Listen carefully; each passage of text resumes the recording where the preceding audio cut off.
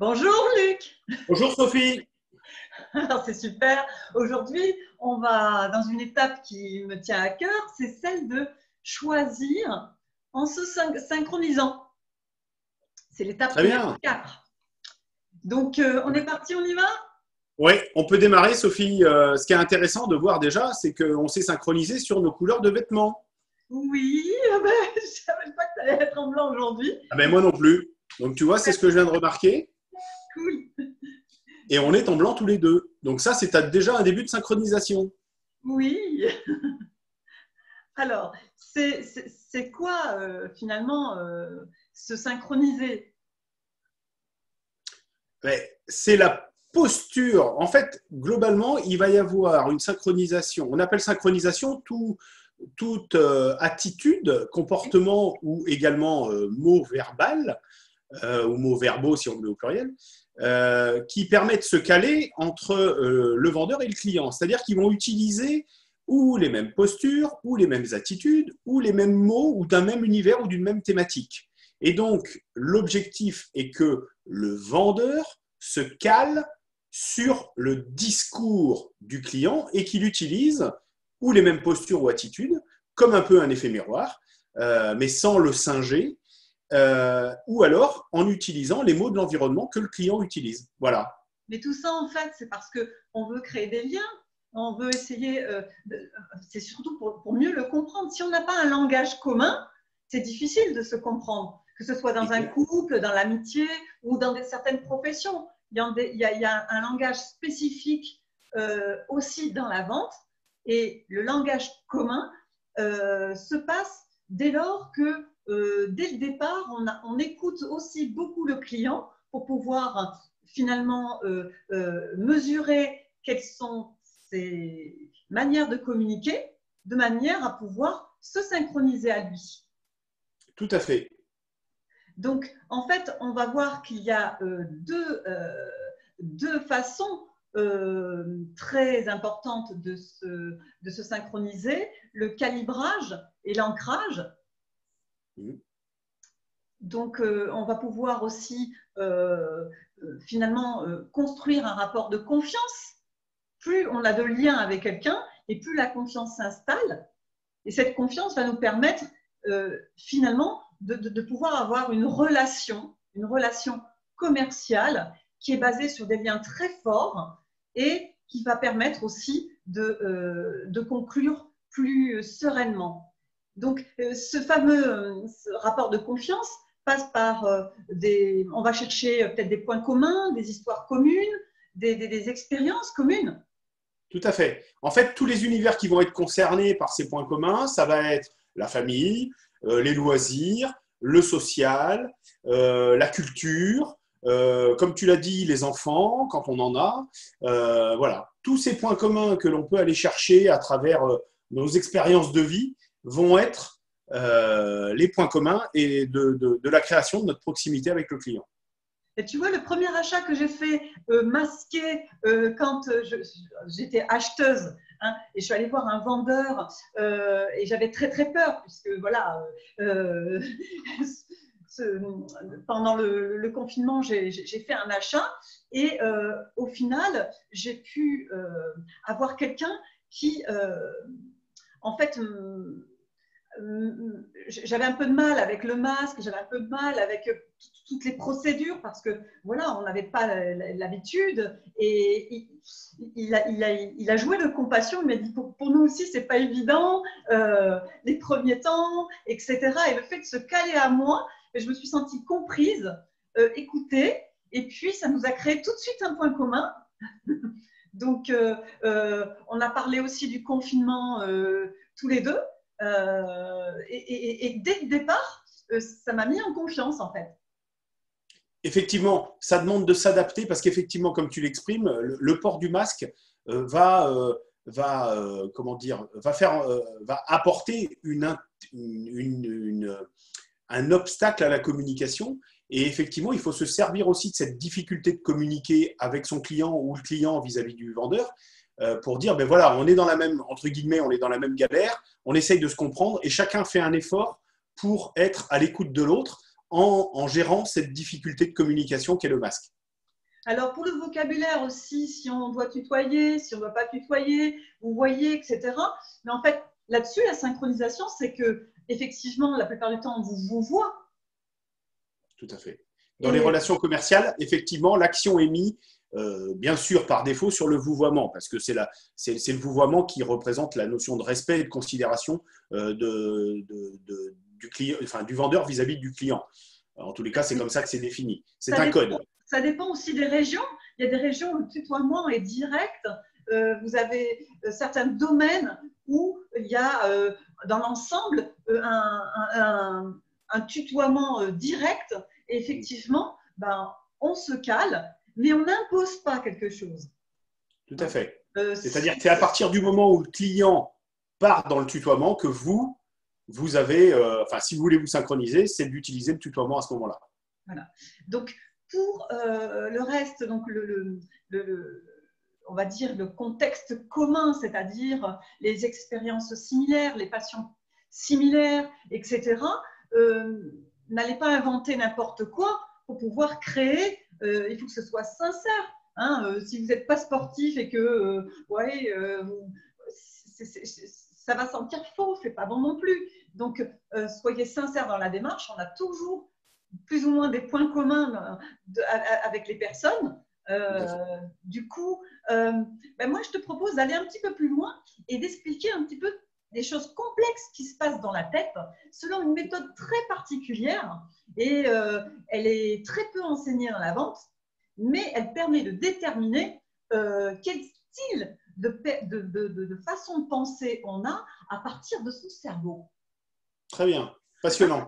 Un peu à la façon de Jamie dans C'est pas sorcier, on va essayer de faire quelque chose de technique pour essayer de savoir à peu près dans la typologie des clients. On a choisi tous les deux de ne pas aller dans la PNL, de ne pas aller dans des stéréotypes de clients, mais d'aller dans une méthode qui nous permet aussi d'avoir des gros indices, des gros indicateurs pour mieux se synchroniser.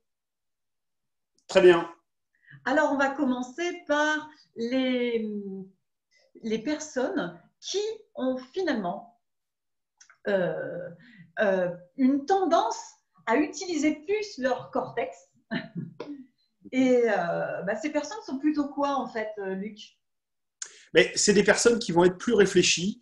On va mettre dans ces profils-là les personnes qui sont plutôt cartésiennes, qui sont plutôt procédurières, qui sont plutôt rationnelles, qui vont utiliser leur cerveau pour aller dans la réflexion, le calcul, etc.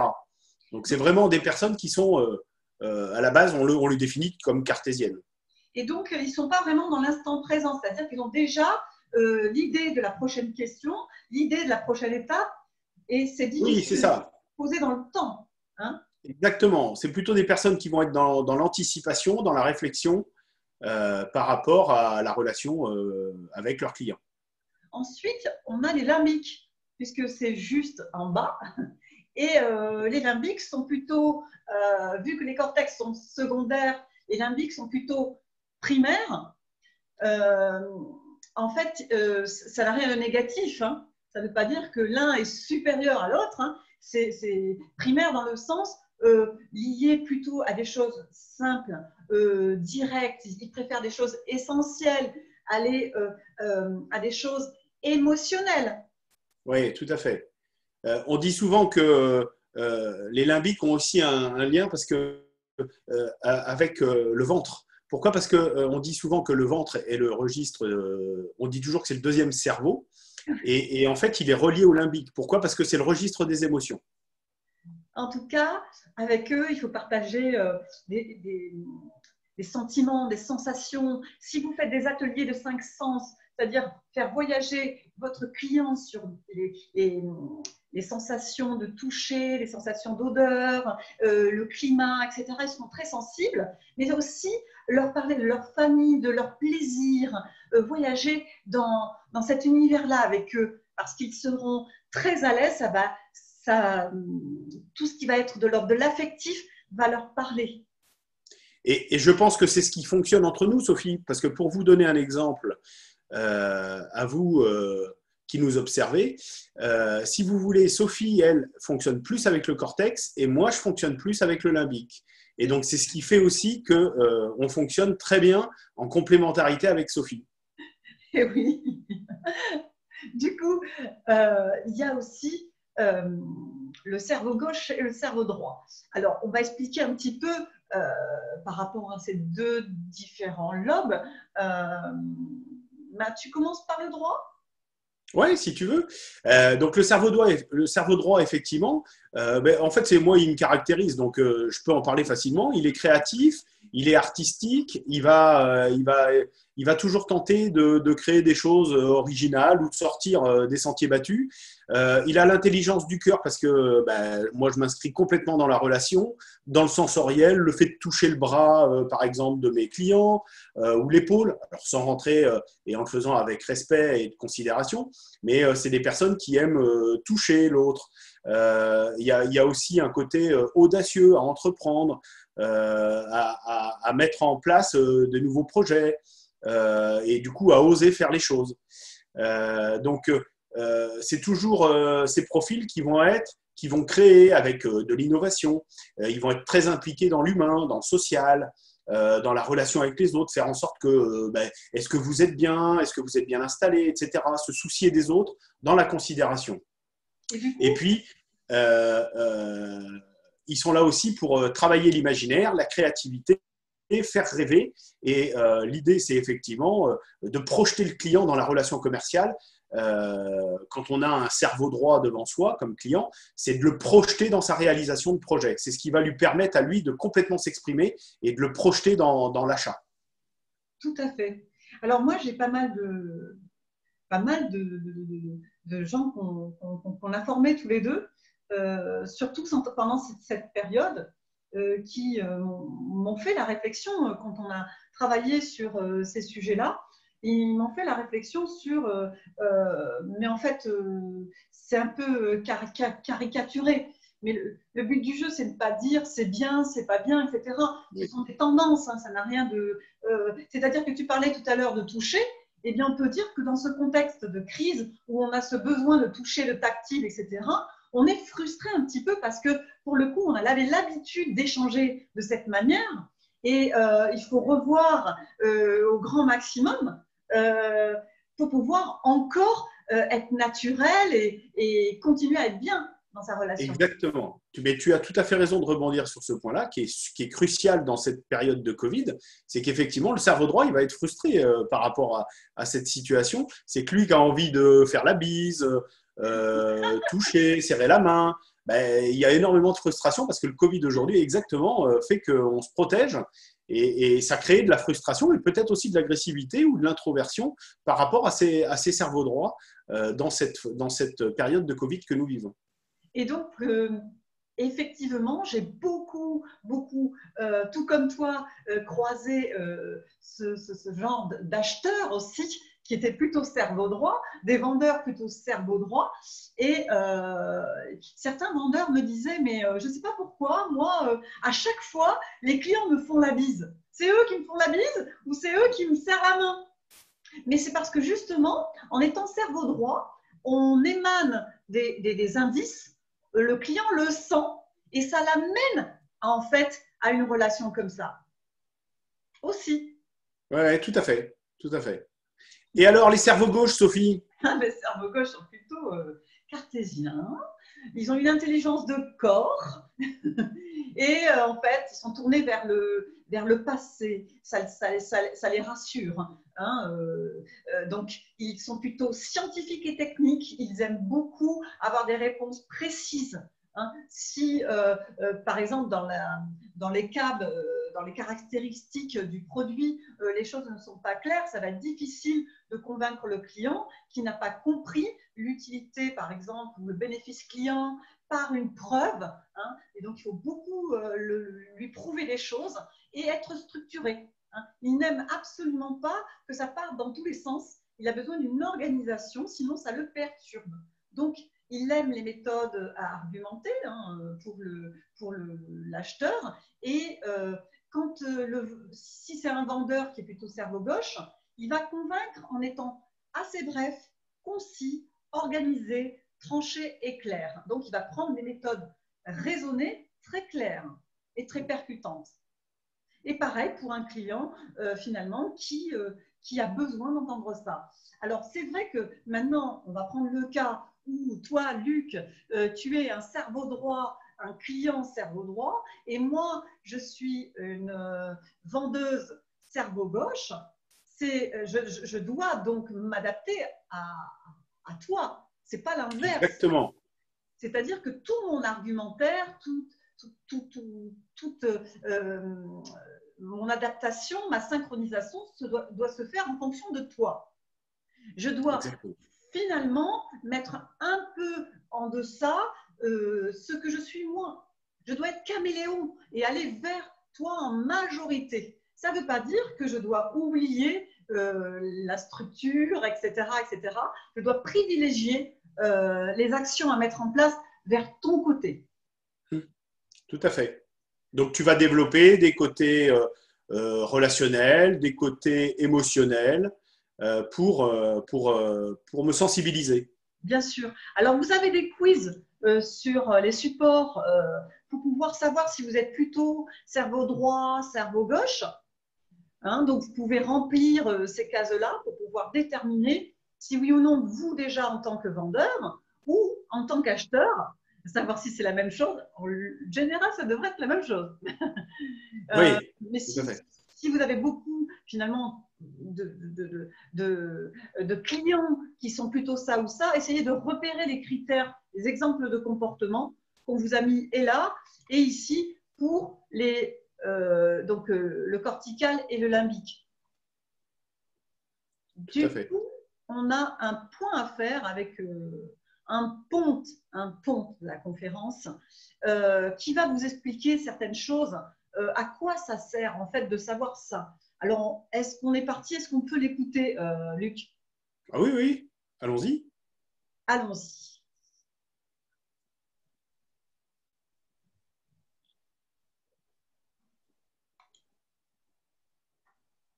Je vous propose qu'on commence tout de suite par un petit quiz très simple.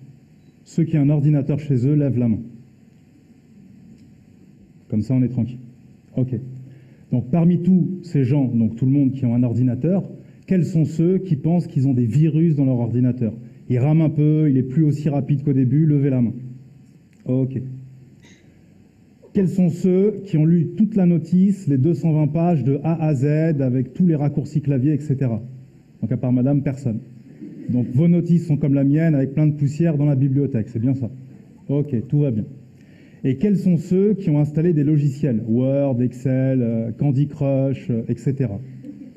À peu près tout le monde. OK. Alors, aujourd'hui, on va utiliser la métaphore de l'ordinateur pour faire un parallèle avec le cerveau. Parce que nos cerveaux sont des ordinateurs hyper puissants. Et tout comme un ordinateur peut être infecté par un virus, et il peut ramer, nos cerveaux peuvent être infectés par des virus. Par exemple. Donc, par exemple, comme type de virus, on a ce qu'on appelle les croyances limitantes. Les croyances limitantes, c'est très simple. Quand quelqu'un il est face à un objectif ou quelque chose, il se dit « j'y arriverai jamais ». Il est en train de s'injecter tout seul un virus dans le cerveau. Quand quelqu'un se dit « ouais, mais c'est impossible, eux, ils y arrivent, pas moi », il est en train de s'injecter tout seul un virus dans le cerveau. Donc, une croyance limitante, on va aujourd'hui travailler là-dessus, ça se remplace par une croyance aidante. D'accord? C'est un moteur, c'est quelque chose qui va vous booster. Par exemple, une croyance limitante, quelqu'un qui se dirait « ouais, mais j'y arriverai jamais ». On va le remplacer par une croyance aidante qui lui dirait « si d'autres l'ont fait, tu peux le faire ». Quelqu'un qui se dit, souvent on se dit « ouais, je suis trop stupide, oh, qu'est-ce que j'ai été bête sur ce coup-là ». Au lieu de se dire ça, on va se dire « j'aurais dû mieux utiliser mon potentiel et mon intelligence ». Ce qui sous-entend au cerveau qu'on est intelligent et qu'on a un potentiel. Et on va voir pourquoi c'est important de faire ce travail. Donc la deuxième chose, à savoir quand vous êtes né, quand vous a livré à votre maman sur son ventre, on vous a pas ramené une notice, voilà comment fonctionne son cerveau, comment il faut lui faire réviser ses cours, comment est son comportement, quels sont ses levées motivationnelles, etc. Et donc parfois on reste, on tâtonne et on ne sait pas trop comment faire. Pourtant il existe des formules pour savoir qui on est, comment se motiver, comment avancer dans la vie. Et la troisième chose, des logiciels. Il est possible d'installer des logiciels dans le cerveau, des antivirus, des applications, tout sauf Candy Crush, évidemment. Donc c'est ce qu'on va faire tout de suite. Je vais vous installer à tous une petite application gratuite que vous pourrez utiliser ou non. Donc pour pouvoir la télécharger, il faut faire un petit jeu simple. Vous allez regarder cette pièce, je vais vous laisser 15 secondes, et vous allez devoir trouver le plus d'objets de la couleur bleue possible. Et vous allez les mémoriser, ensuite on va tous fermer les yeux, et celui qui en connaît le plus possible gagne la compétition. C'est parti, vous avez 15 secondes pour trouver le plus d'objets bleus. La coque du téléphone portable de votre voisin, le voile de la sœur devant vous, un schtroumpf qui passe dans les rangs, ce que vous voulez. Vous les regardez, vous les mémorisez dans votre tête. C'est la fin. Je vous propose de fermer les yeux tous ensemble pour que personne puisse tricher et continuer de regarder. Donc, qui a au moins 10 éléments bleus? Levez la main. OK, il y en a quelques-uns. Qui en a 5? Levez la main. Qui en a au moins 1? OK, donc tout le monde. Donc surtout, vous gardez les yeux fermés. L'application est en train de se télécharger. Qui peut me donner 5 éléments orange, s'il vous plaît? En gardant les yeux fermés. Bah attendez, vous avez tous regardé la pièce. Vous avez regardé à gauche. Vous avez vu la pièce dans ses moindres détails. Vous avez tout vu. Personne? 5 éléments orange? Ceux qui levaient la main là à 10, vous n'êtes pas capable de faire 5? Qui a au moins 2 éléments orange, qu'il a vu clairement, qu'il a clairement identifié? Personne. OK. Donc vous pouvez rouvrir les yeux, j'ai téléchargé mon application. Donc le jeu, en fait, il est simple, je vous explique. Je vous ai programmé, j'ai programmé vos cerveaux, vos ordinateurs de bord, pour effectuer une opération. Cette opération, c'était de rendre tout ce qui est autre que le bleu invisible et de ne voir que du bleu. Et donc, votre système neuronal, quand vous avez cherché dans votre tête que je vous ai dit « regarde du orange », blackout, rideau noir, il n'y a plus rien. Pourtant, vous avez vu toute la pièce en détail, mais vous n'étiez pas programmé pour ça. Et ensuite, quand je vous ai dit bah, « parlez-moi du orange », vous étiez muet, incapable de parler du orange, parce que vous étiez programmé pour voir du bleu. Et bien, dans la vie, c'est la même chose. Si vous avez été infecté par des virus, à l'école, dans votre famille, dans vos amis, qu'on vous a dit « tu es un incapable », tu n'y arriveras jamais, pour toi c'est impossible, tu n'as pas les compétences, peux mieux faire, etc. Eh bien à la fin, vous allez voir la vie en orange, c'est-à-dire de manière négative. Et quand on vous dira cherche du positif, vous direz blackout, j'en vois pas, je suis nul, j'y arriverai jamais, c'est impossible, c'est hors de portée, etc. Par contre, quelqu'un en bleu dans la même pièce, si j'avais programmé la moitié de la salle en bleu, la moitié de la salle en orange, les oranges seraient incapables de voir du bleu. Et les bleus seraient incapables de voir du orange. Pourtant, vous êtes tous dans la même pièce et vous avez vu exactement la même chose. Le problème, c'est donc la programmation. Alors, je fais un point là, je fais un arrêt sur l'image, Luc, parce que, en fait, il y a quelque chose de très important dans la vente, c'est donc de programmer son client sur les choses essentielles. On le marque sur les choses essentielles et notamment, on le verra plus tard, sur la descente de prix, on programme sur un prix de départ que finalement on va alléger pour respecter le budget final. Et c'est en fait c'est lié à des études, non pas que de ce conférencier, mais au départ, il y a une étude de Mendel aux États-Unis qui a analysé pendant le confinement l'impact du contexte aussi et du marquage, soi-disant virus et programmation, sur les sites de vente en ligne. Un peu comme on fait là ensemble, Luc, pour la vente à correspondance ou la formation à correspondance, ou même, on va dire, de la vente en direct. Le contexte, le climat impacte énormément finalement sur le choix du rapport confort-prix. Et notamment, donc, on marque avec le visuel, par exemple, sur la vente en ligne, si on veut vendre des matelas, si on met que des opérations sur le prix, eh bien, les gens qui vont visiter le site vont donc regarder que l'aspect prix et absolument pas le confort. Et du coup, déception, on se rend compte qu'il y a beaucoup de visites sur le site, il y a très peu d'achats. Même pendant le confinement, hein, les gens cherchent à faire des économies, mais sur, on va dire, sur les matelas, le confort reste très important. Donc, ceux qui ont fait des sites internet avec du visuel, avec des argumentaires liés au confort, comme mettre des nuages pour expliquer le confort, ou des exemples de modes de confort où on n'a pas mal au dos, ou ce genre de choses, eh bien, vendez plus, pourtant en étant plus cher. C'est pour dire que ce marquage, hein, ce fameux virus et cette programmation a un impact fondamental sur la vente, même en temps de crise, même en temps de crise sanitaire. Oui, tout à fait. Effectivement, et tu as tout à fait raison sur le fait, et ce conférencier l'explique, c'est qu'il faut créer l'univers et l'environnement qui va permettre au client de se projeter par rapport à sa propre réalité, par rapport à son propre mode de fonctionnement. Et ça, c'est le travail du vendeur dans l'accompagnement. Alors, étant donné que la vidéo qu'on vous met de ce conférencier dure 18 minutes, hein, oui. On ne va pas l'écouter jusqu'au bout, puisque vous l'avez dans le support Prezi, hein, celui où finalement vous avez les 9 étapes, tout simplement parce que la version vidéo que l'on souhaite faire avec Luc, ce sont des compléments. Donc là, vous pouvez revenir sur les supports, prendre le temps de regarder les choses. Donc, on va accélérer et aller sur l'étape d'ancrage. Très bien. En tous les cas, c'est passionnant. Oui, c'est passionnant. Il faut retourner voir cette vidéo. Il y a beaucoup d'astuces dans la vente aussi. Hein. C'est un excellent collègue en fait. Hein. On n'est pas en concurrence. On est là pour pouvoir avoir aussi se référer aussi au meilleur dans ces domaines.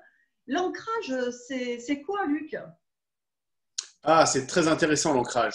L'ancrage, c'est la capacité du vendeur à faire en sorte que le client se souvienne et mémorise un moment favorable, un moment exceptionnel dans la relation commerciale. À la base, l'ancrage, si on le prend au sens du mot l'encre, qu'est-ce que c'est une encre? C'est un accessoire qui permet effectivement à un bateau de rester en position et du coup de l'ancrer pour plus qu'il bouge ou qu'il dérive. Et donc, l'idée qui a été prise, c'est ce qu'on prend comme exemple avec Pavlov. Pavlov, si vous ne connaissez pas l'histoire, est une personne qui a mis en relief la mémorisation et l'ancrage chez le chien. C'est-à-dire que lorsque le chien avait envie de manger, Pavlov a introduit la fameuse cloche. Et en fait, lorsque il intégrait la cloche pour faire venir manger le chien, du coup, il associait nourriture, enfin cloche et nourriture. Et après, il a enlevé la cloche et en fait, le chien ne venait plus manger. Tout simplement parce qu'il avait ancré le mécanisme dans l'esprit du chien d'associer la nourriture avec le son de la clochette. Donc, voilà ce qu'est un ancrage. Sur cet exemple que tu viens de donner, ça marche aussi bien avec les chats. Moi, j'ai essayé avec les miens et crois-moi que chaque fois que je mets la petite clochette, eh bien, ils arrivent en courant pour pouvoir manger. Mais c'est pareil pour les enfants, c'est pareil pour plein de choses. Si un amoureux apporte toujours des fleurs pour pouvoir faire certaines choses, etc., il conditionne son épouse à certaines choses. Et c'est pareil pour les clients.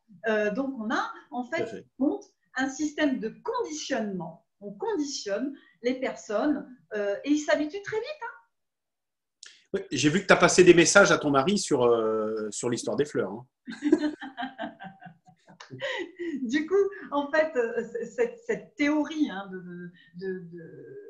de conditionnement a été renforcée dans des méthodes beaucoup plus élaborées, notamment dans les méthodes russes, mais c'est des renforcements négatifs. Dans le sport de haut niveau, hein, puisqu'on se sert énormément de cet exemple, pour avoir les meilleurs athlètes, il fallait les conditionner avec des méthodes très négatives.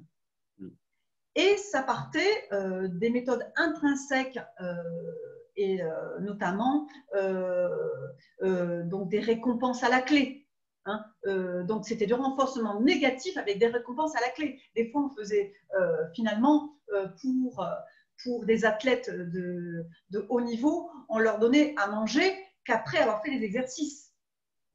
Certains tombaient enceintes pour pouvoir avoir plus d'hormones pour être plus performantes. Et ça marchait. Et pour autant, nous, on ne vous conseille pas ça. Hein. On préfère plutôt les renforcements positifs liés à la motivation intrinsèque, de manière à pouvoir finalement conditionner et renforcer avec des choses très positives. Parce que ça nuit moins à l'image et à la nature de l'humain. Donc, un ancrage dans une relation commerciale, si on le prend par exemple dans l'univers, on pourrait prendre l'automobile si vous voulez, l'ancrage c'est quoi? C'est comment le commercial va faire en sorte que le moment de présentation par exemple du véhicule reste un moment mémorisé dans l'esprit du client. Donc, ça peut être un ancrage par le son, c'est-à-dire que lorsque le vendeur va fermer, enfin, ou va faire fermer la porte par le client, puisque c'est lui qui va impliquer le client dans le geste, ben, par exemple, le client va à ce moment-là mémoriser par le biais du vendeur en lui disant, le vendeur va lui dire « Monsieur, fermez la porte et écoutez bien la qualité et l'insonorisation du véhicule. » Et donc, comme maintenant les portes ont enfin, lorsqu'on fabrique une porte et le claquement de porte, tout ça est travaillé par des ingénieurs pour avoir un son qui soit le plus performant possible et le plus sourd. Et donc, quand vous faites le test de la porte avec un véhicule performant, de bonne marque et de bon niveau, vous allez vous rendre compte qu'effectivement, la porte en la fermant ne fait quasiment pas de bruit. Et donc, c'est ces instants-là, comme par exemple, qui vont créer un ancrage. Vas-y, Sophie. Oui, c'est la méthode du Schreux. La méthode du Schreux, en fait, c'est les ingénieurs qui ont créé finalement une sonorité chez Porsche qui n'a pas la même sonorité qu'une 4L, notamment. Et ça parle. Mais c'est pareil dans la cuisine. Dans la cuisine, une porte de mauvaise qualité va émettre un son qui va envoyer dans le cerveau du client « Ah ben non, ce n'est pas une bonne qualité, ça sonne très, très, très creux. » Donc, si on ne fait pas cas de cette qualité, le client ne va pas s'en rendre compte, mais manière, il va l'écouter, il va l'intégrer, il va se dire c'est pas un bon produit. Tout à fait. Ce qui serait peut-être bien, Sophie, c'est que tu nous montres la vidéo de Florent pour comprendre le mécanisme dans le cerveau. D'accord, c'est parti.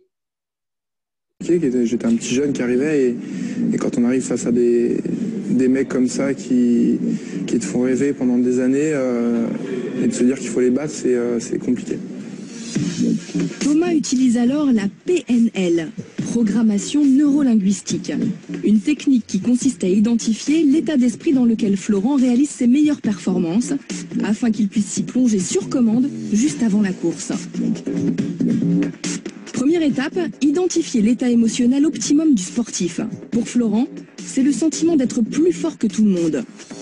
Il faut ensuite se remémorer un souvenir où l'on a vécu cette émotion, comme la fois où Florent a soulevé 155 kg en développé couché, soit bien plus que ses camarades de nage. Enfin, il faut associer un mot-clé à cette émotion, le mot puissance pour Florent. Et voilà ce qu'il se passe dans son cerveau. Grâce à la PNL, le simple fait de penser à ce mot-clé, puissance, va rappeler à Florent le souvenir de cette séance de musculation. Il va alors ressentir l'émotion associée à ce souvenir, c'est-à-dire le sentiment d'être plus fort que les autres. Dans le cerveau, c'est l'amygdale, le siège des émotions, et l'hippocampe, le siège de la mémoire. Et les deux sont très liés. Donc à force de pratiquer la PNL, il va se créer un raccourci dans le cerveau. Le mot-clé va directement déclencher la bonne émotion sans même passer par le souvenir. Florent est alors prêt mentalement à réaliser sa meilleure performance. Il a ainsi battu les anciens qui le redoutaient tant et il a décroché l'or au JO. Ça m'a aidé à me dire que j'étais capable de le faire et que même si c'est des mecs qui ont tous nagé plus vite que moi, il fallait pas que j'ai de complexe par rapport à ça. nous. Incroyable sensation. Le petit frère s'est fait un prénom.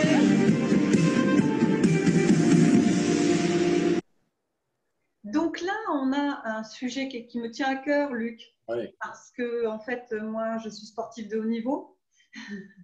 J'ai remporté donc des championnats du 400 mètres en athlétisme. Après, j'ai fait des raids d'aventure et des sports extrêmes tels que le saut à l'élastique, le saut en chute libre. Et donc, la préparation mentale, c'est de dire, surtout dans les raids notamment, qu'il y a en fait un moyen de dépasser sa douleur. Et pareil, en tant que vendeur, quand on est un peu dans l'échec au départ, moi, je visualise toujours la réussite. Jamais je programme en me disant donc l'abandon est interdit et à chaque fois, c'est plus dur pour mon adversaire. Si c'est plus dur pour mon adversaire, c'est plus facile pour moi. Donc, je m'injecte le fait que tout est easy, tout est facile, je vais y arriver. Et c'est pour ça que dans la vente, j'ai jamais eu de plafond de vente.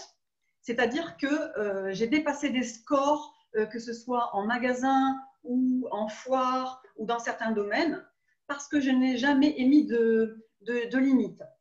Et je vais prendre un exemple de l'année dernière. On m'a envoyé vendre à Madagascar en tant que formatrice. Je suis allée former auprès de cuisinistes dans un pays fort touché par l'économie. Et pour autant, quand j'ai fait des formations, le problème, c'est que les gens que je formais me disaient « Mais oui, mais Sophie, ici, ça ne se passe pas pareil que sur le continent. Hein. » Bon, ok, ça ne se passe pas pareil. Alors, ce que je vais faire, c'est que tous les dossiers que vous n'avez pas réussi à vendre, on va les prendre et je vais les passer en tant que vendeuse.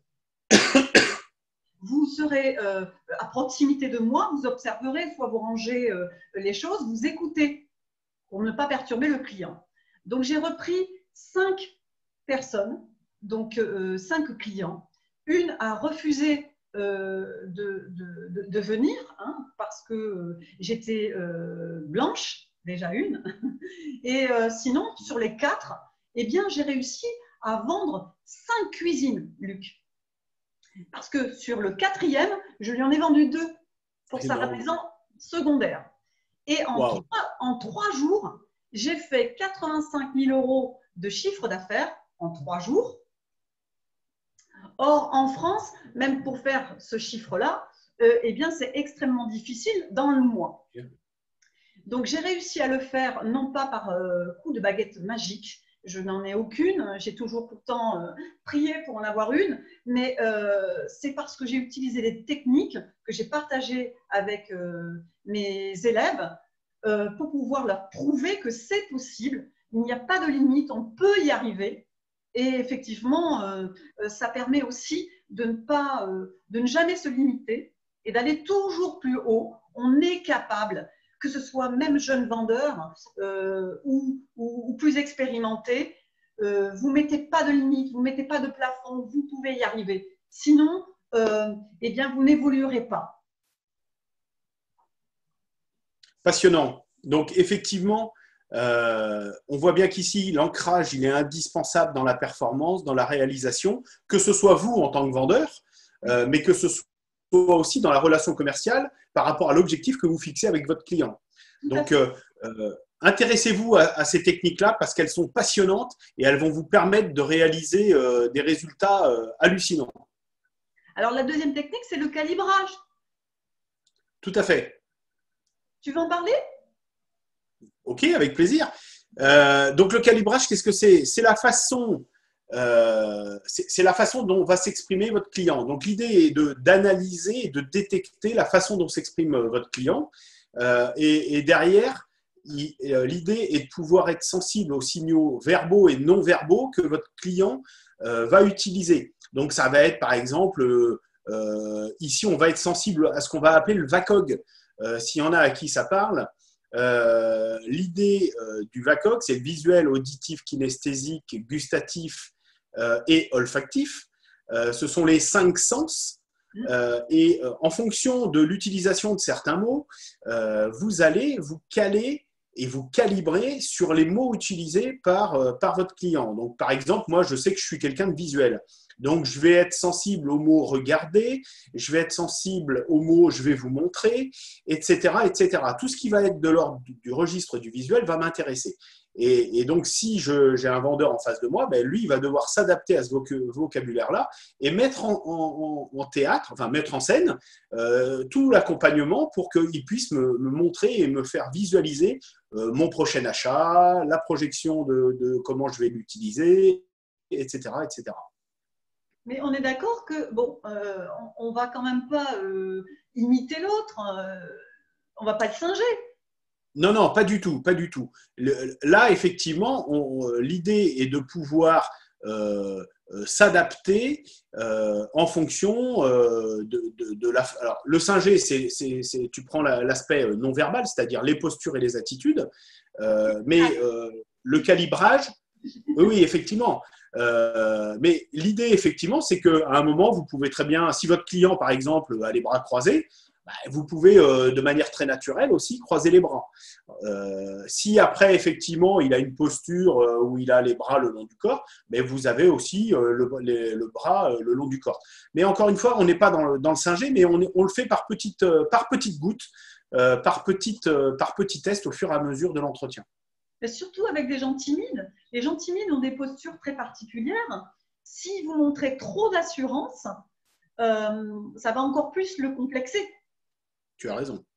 Et à la rigueur, à un moment donné, par contre, si vous avez des personnes qui sont très hautaines, très sûres d'eux, etc., attention de ne pas aller trop proche non plus pour ne pas dépasser l'ego de l'autre. Il faut aussi trouver le bon calibrage. Oh, mais tu as tout à fait raison, Sophie. Donc, en fait, il y a des signaux, verbaux, non-verbaux, des signes avec des codes, des mots, des chiffres, des attitudes, des postures. Et tu parlais du visuel, là, tout à l'heure, pour toi. Et effectivement, il y a quand même sur des études précises, et notamment elles sont récentes, celles-ci. Elles sont liées donc depuis la période donc, du confinement. On a observé que finalement, la majorité des personnes étaient visuelles parce que maintenant, les supports d'achat sont principalement visuels. Donc, et le ton de la voix à 38%, c'est donc quelque chose de très important. Ensuite, les mots prononcés à 7%. Du coup, je reviens sur les petites personnes en bas, voilà, ici. On risque de moins voir la personne de droite, mais ce n'est pas bien grave. On va parler ici de cette personne, la première de gauche à droite.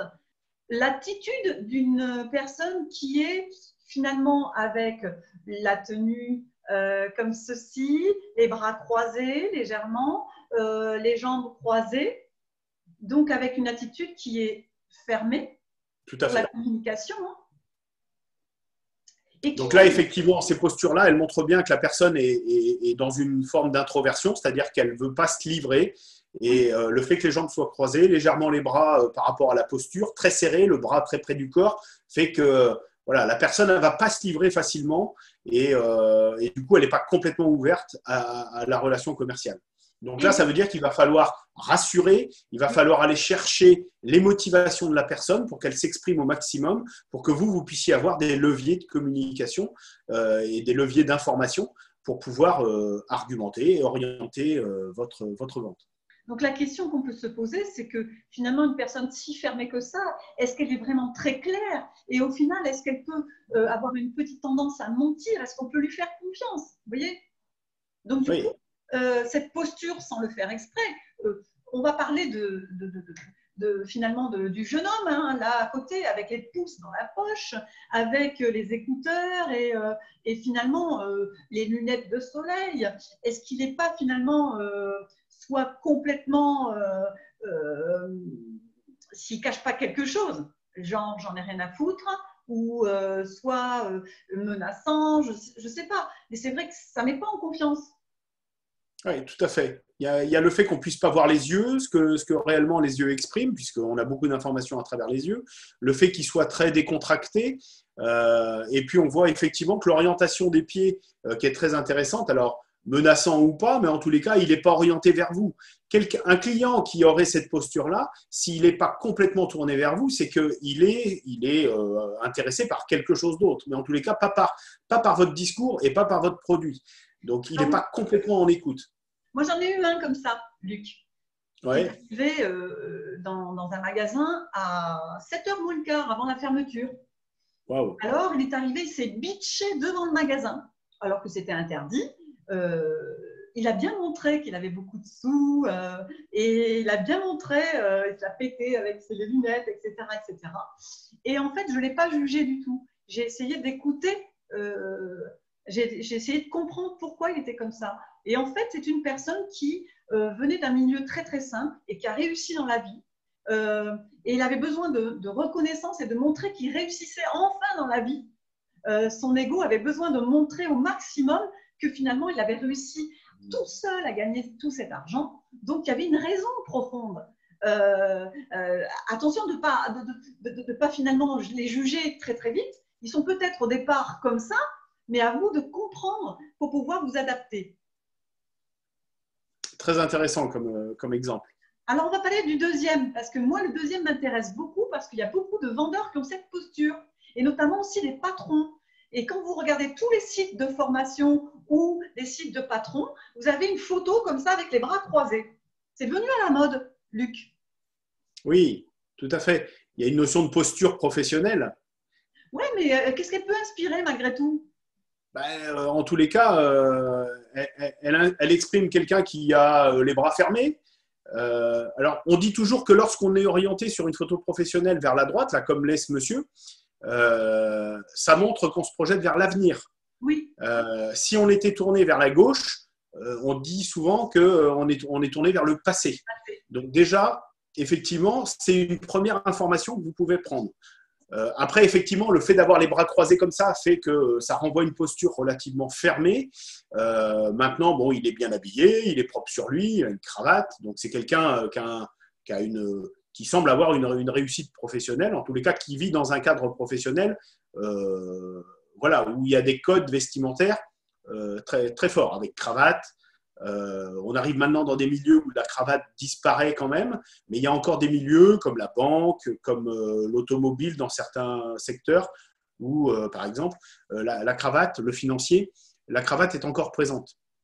Alors, donc, ça nous donne déjà des informations.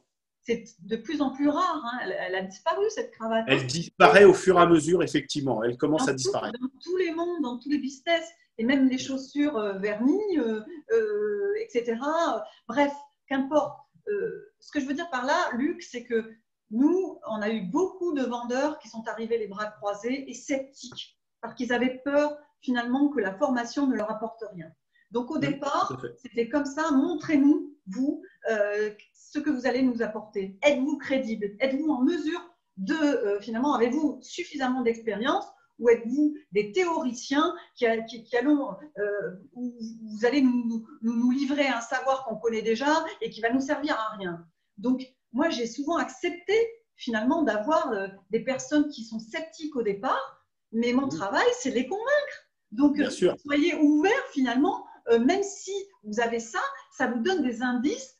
Vous avez quelqu'un qui finalement a besoin que vous réussissiez à le convaincre. Il va se détendre, il va changer de posture. Effectivement, tout à fait pertinent, Sophie. Vous avez aussi les personnes qui sont intéressées, qui sont plus proches, qui sourient, comme la dame là, et le monsieur à côté, qui sont plutôt impatients avec les mains dans la poche. Mais au final, Luc, soyons clairs, les personnes, avant de rentrer dans un magasin ou avant d'acheter quelque chose, ils se conditionnent, hein, donc ils vont jouer un rôle. Tout à fait. De plus en plus, pour pouvoir faire une affaire, on va dire, bon, mon chéri, surtout, hein, cette fois-ci, tu montres pas que tu es contente, hein, parce que sinon, on ne peut pas négocier. Et donc, quelque part, tout ça, c'est des indicateurs, mais peut-être pas des bons. Oui, tout à fait. Donc, effectivement, il faut être analyste, observateur pour voir si effectivement ce que vous percevez est réel ou pas. Exactement. Donc, en tout cas, vous allez avoir le grand pouvoir de pouvoir finalement, influer aussi sur le cours des choses. C'est-à-dire que quelque part, vous avez la possibilité de revenir sur de l'ancrage et puis de vous synchroniser, et eux aussi peuvent se synchroniser à vous. Par exemple, si vous avez finalement des clients qui sont au départ très sceptiques, très fermés, Luc, hein, et donc on se calibre, on essaye finalement de les rassurer, etc., en ayant une attitude positive, sereine, plaisante. Vous allez voir qu'à la fin, ils vont venir comme vous. Ils vont partir avec la banane. Tout à fait. Donc, au final, la synchronisation se fait aussi dans l'autre sens. Très bon exemple. Donc, en fait, on a fini sur ce numéro 4. Et donc, Luc, je te remercie. Et on passe à la prochaine étape. Ça marche. Merci Sophie. Bye à bye. bientôt. Bye bye.